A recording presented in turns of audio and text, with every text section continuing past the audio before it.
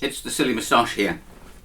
One of the things that I really like about having my YouTube channel is the comments I get. I know a lot of people don't respond or read their comments. It took me a while to realise they were there, and I do now. I love reading them, and sometimes they give me ideas for new videos, and this is a case in point. Someone called @ or ampersand CLS create 1060 wrote a short comment to me saying, how do you learn to sing and play guitar at the same time? Well, very simple question, quite a complicated answer. Of course, there's lots of different things. Now, my first involvement with music was as a drummer, and so it was a matter of time and tempo. Tempo is Italian for time, but it means subtly different things. And time, again, can be much more complicated, but keeping it really simple, we have things like 3/4, which is a waltz time, and we have 4/4. So 3/4,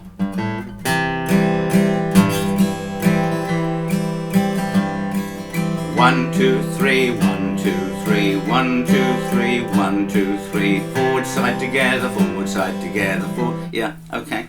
And the probably more common one is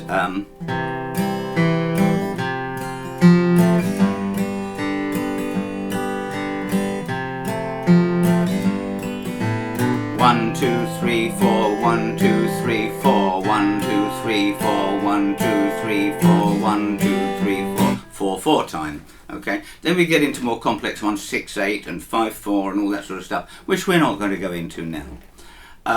3/4 and 4/4 will cover just about all country and popular and rock music and stuff like that. So there we are. Tempo is how fast you play it. Dum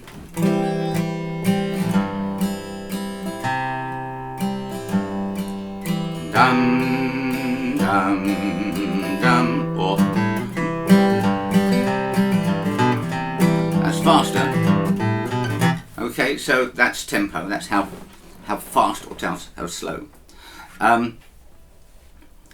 So that's basically the time and tempo aspect, but what do we do with this? How do we use these things that we love and spend lots of money on and collect?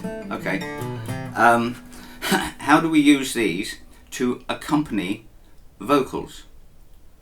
When we're sitting noodling at home playing the guitar is everything, right? When we are singing, it is secondary. Secondary, but vital. This is your orchestra, right? You've got the bass player.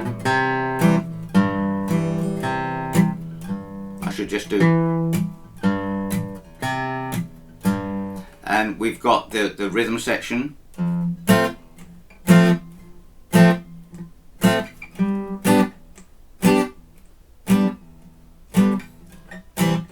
And sometimes we've got the soloist.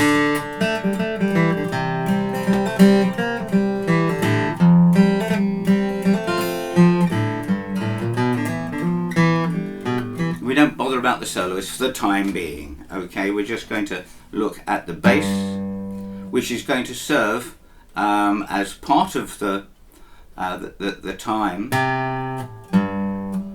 but that's going to be really publicised by that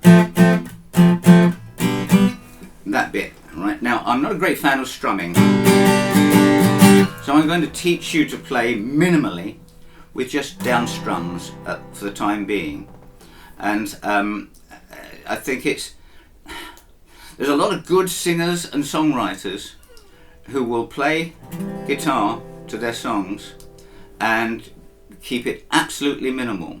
There's a Bob Dylan song called Don't Think Twice, It's Alright, that I think almost everybody puts the wrong sort of feel in the guitar work.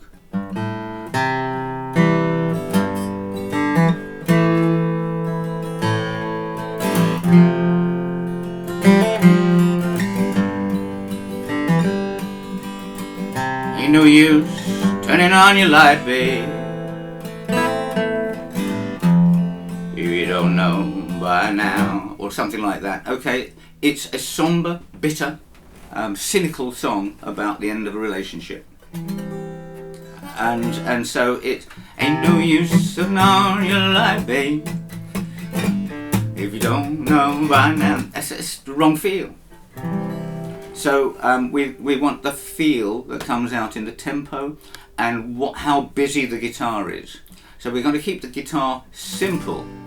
We can always fuss it up. What we're doing with the backing is I'm going to say we're building a house. The first thing is the base of the house.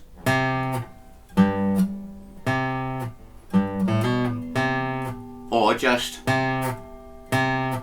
that's the base, yeah? The other bits,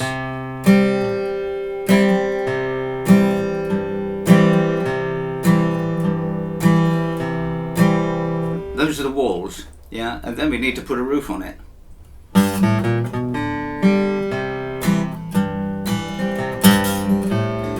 Accents. But all those fancy stuff,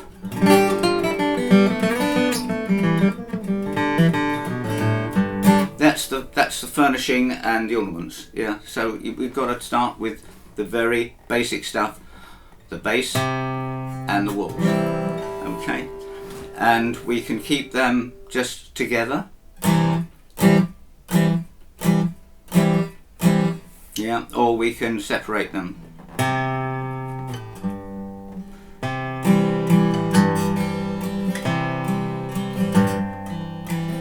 Now, one thing I've learned since I become an online Zoom teacher via Zoom is that the lovely people that come to me for mentorship and to learn skills and confidence is that there are no two people the same. I haven't got a standard thing that I can do for everyone. I have to adjust it. I have to understand how their mind thinks, where they are in their musical journey, and think how best to approach it. Some people are more emotional, some people more analytical, some people have a lot of skills but they need just that extra 5% or something, and some people need 95%. You know, so it's not easy for me, and it's not easy to learn this stuff, but it's well worth it. So I'm going to make this into a bit of a series now, and I'm going to try and keep them under 10 minutes. So there we are. What we're going to do now in the next one is we're going to look for a very simple song and try and establish an order of progress for that song. So if you have been, thanks for listening, and if you are interested in having one-to-one mentorship, guidance, whatever you want to call it, then I'd be only too happy to arrange something with you. I only do one session a day, so I'm not doing this for a living or anything like that. So there we are. That's part number 1. How do you learn to sing and play at the same time? If you have been, thanks for watching. Bye.